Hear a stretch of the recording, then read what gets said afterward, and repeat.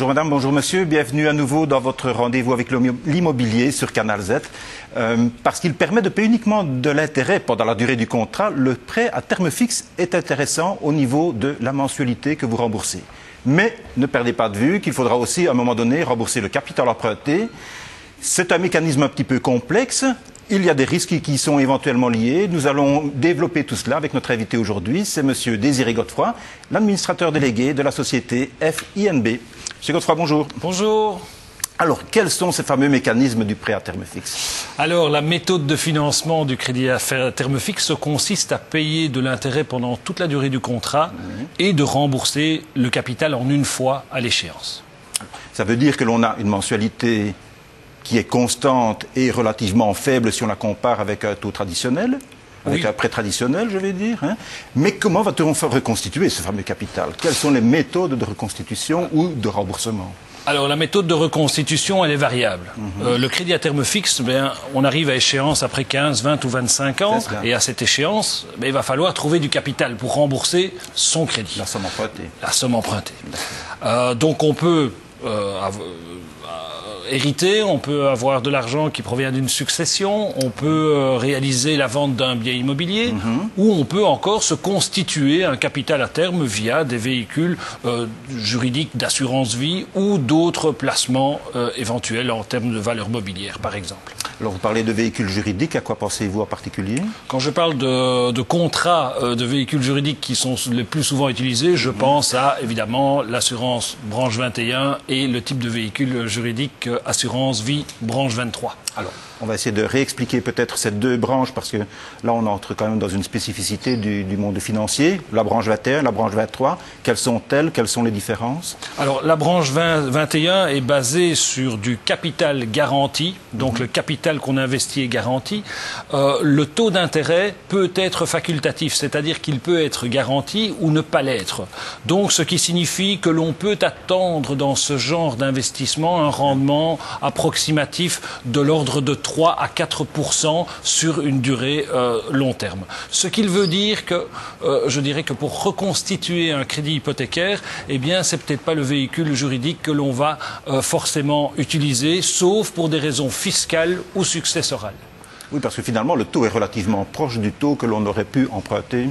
Exactement. Voilà. Donc, s'il n'y a pas de raison successorale ou fiscale, on oubliera peut-être la branche 21. On oubliera sans doute la branche 23, peut-être une petite définition ou les principales caractéristiques? Alors, la branche 23, c'est un outil qui est très utilisé en ce moment. C'est un mécanisme qui fonctionne bien. Pour pouvoir reconstituer le capital à terme, il faut savoir que c'est lié à des sous-jacents qui sont des actions, des fonds mixtes, des fonds obligataires et encore d'autres composantes. Voilà. En branche 23, nous ne sommes plus en capital garanti? En branche 23, non, nous sortons complètement du capital garanti.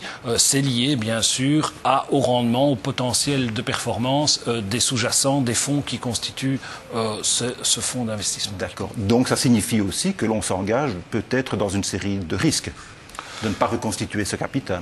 Oui, alors il y a plusieurs facteurs de risque. Bien entendu, il y a d'abord le facteur de risque numéro 1, c'est de reconstituer peut-être plus rapidement son crédit que prévu. Pourquoi? Parce qu'on a de très bonnes performances sur son placement. Il existe une autre alternative, c'est finalement on a peu de rendement sur son placement et finalement on prolonge la durée de son crédit de quelques années.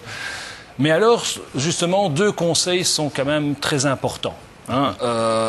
Pour l'emprunteur, pour l'auditeur, pour les personnes qui nous écoutent, c'est de faire comprendre en fait aux consommateurs qu'il serait très intéressant de placer, d'épargner la somme économisée, la proportion, la somme économisée entre un crédit classique et un crédit à terme fixe. Donc il faudrait mettre cette somme d'argent, cette épargne de côté, qui permettra évidemment, au cas où, de combler, de compenser éventuellement un manque de rendement.